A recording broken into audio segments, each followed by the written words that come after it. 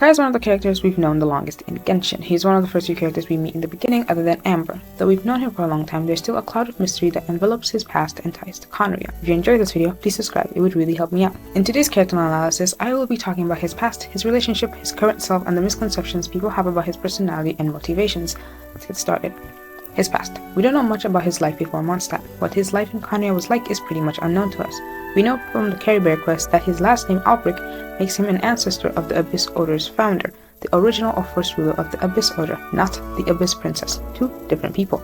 Now, why he was sent to Mondstadt hasn't been properly revealed yet, so your guess is as good as mine. There are some who say he was sent down as a spy, and some suggest it was to save him from the destruction of Khaenri'ah 500 years ago, though the spy one is a lot more common. Whatever the reason may be, it seems his life back then has been basically wiped away from his story. Even he doesn't talk about it. But we don't really know if he actually remembers it. He was pretty young when he was left in Mondstadt, so that could be a possibility that he just doesn't remember much about his childhood in Khaenri'ah. Now, let's talk about his past in Mondstadt. When he was let's say about 3, he was dropped in front of the Dawn Winery, where Surface found him and raised him with diluc. Kaeya and diluc became the best of friends and close brothers, with diluc being more of the troublemaker and Kaeya being the more quiet and mysterious one. They were both really close as kids and well into their teenage years. Both joined the Knights of Avonis, but due to a certain incident, diluc left the Knights. On the day their father died, Kaeya had come too late, and when he arrived, he saw diluc putting their father out of his misery. A weird wave of almost relief washed over him. Not to say he was happy that his dad died, but more like he was happy there was one less person he would have to disappoint him if his origins were to come to light. Later that night, when diluc had returned home, Kaeya told him about his past, which, understandably, made the already upset diluc more upset.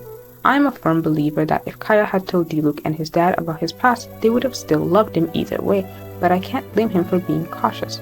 During their fight, Kaeya gained his cryovision, and the two brothers went their separate ways. Diluc went on a 4-year rampage against the Fatui who were to blame for his father's death, and Kaeya stayed in the Knights, slowly becoming the man we know today. Despite how rocky his relationship with diluc may seem, we can see them becoming more and more like brothers, especially in the recent Hangout Quest. I don't think we're going to get some big makeup scene between both of them as much as I would love that to happen. I think we'll probably just see them slowly becoming more and more close to each other again, which would feel like a more smooth and natural progression of their relationship. His relationships. His relationship with other characters other than diluc is also quite interesting, my favorite being the one with Klee. I have a feeling Klee reminds Kaeya a bit of diluc, with both of them being red and everything. Klee's bubbliness and mischievousness is something he probably experienced from diluc back when they were children, so that is one of the reasons Klee holds such a special place in his heart. He does his best to entertain her and give her a fun time in whatever they are doing together, and Klee probably regards him as an older brother of sorts. His relationship with Klee might have just saved him in one way or the other. He is quite protective of her and patient with her, teaching her things she doesn't understand and taking the time to explain certain things to her, while also giving her a good childhood, something he also had.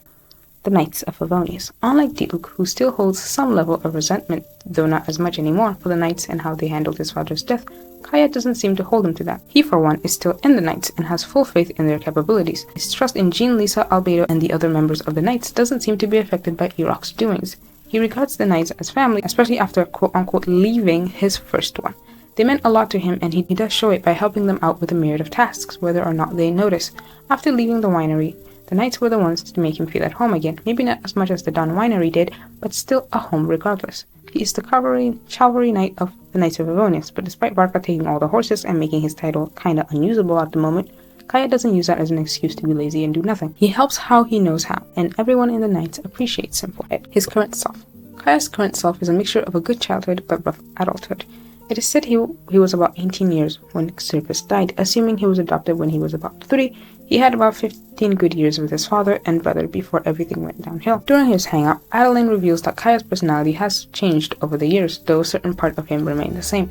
This isn't necessarily a bad thing, but it does help us see the effects of that night on his current self. He is known for being a calm and charming individual, maintaining a cool demeanor even in stressful situations. He's able to think on his feet and adapt to whatever role he is placed in, like we saw during one of the endings in the Hangout event. His dedication to Mondstadt and the protection of his people is a very important part of his character. His sense of responsibility and dedication to Mondstadt is understandable. Mondstadt is his home, the place that took him in when his own home was gone, the place where he met his family and friends, the place he now calls home. That's not to say he feels completely at home in Mondstadt. His loyalties to Mondstadt might be strong, but that doesn't take away from the fact that he has ties to Khaenri'ah, his original home, and there might come a day where he has to choose between the two, and the secrets he carries might just destroy everything he holds dear. That just adds a layer of complexity to his story.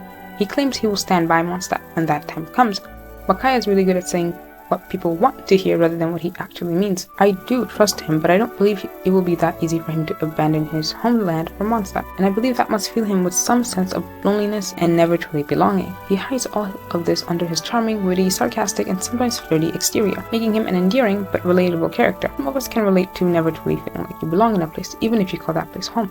He is a multifaceted character with a mysterious and yet to be uncovered past, with a strong sense of loyalty to Mondstadt, leadership to the Knights, but also vulnerability when it comes to feeling like he belongs. I can't wait to see what Hoyo does with his character in the future. The misconceptions. The biggest misconception people have about Kaeya is that he is lazy. There are others too, like that he's a womanizer. That one's just dumb. I'm not even going to explain in detail why that's just false.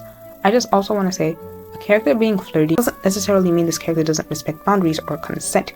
You can be flirty while still being a respectful human being, which Kaeya is. The whole idea that he's a lazy person comes from certain characters thinking he does nothing because they never see him do anything. Now, it has been proven time and time again that Kaeya has his ways of doing things. It may seem like he isn't working because his way of working requires him to look like he isn't, even though he is. It makes people lower their guard around him and help him gather intel from other people. He's also shown to be more than capable of doing paperwork unprompted just to make Jean's load lighter, and does everything he can to take his role in the Knights of Livonia seriously, which he does. There is also the one about him being a liar. I wouldn't call him a liar per se, but I wouldn't go as far as to take everything he says in face value either. Take whatever he tells you with a grain of salt. He hides things if he feels it is necessary, but never lies out of malicious intent. He helps people without expecting anything back, even though people think he's doing it for his own gain. He treats those around him with utmost respect and care. There is so much to his character and so many misinformation floating around him. I hope this video clears up some of that for you. Also, I want to say, his Hangout event does a good job to clear up some takes about his relationship with diluc and Surface, and how he truly is as a person. So if you're someone who is a bit misguided on your perception of Kaeya, or you're just someone who really enjoys Kaeya as a character, I would recommend doing his Hangout event. It was really fun, and it was really enlightening when it comes to certain parts of his character. That is all for today. You can check out my character analysis on diluc also, if you're interested. Other than that, subscribe, and see you whenever. Thank you for watching.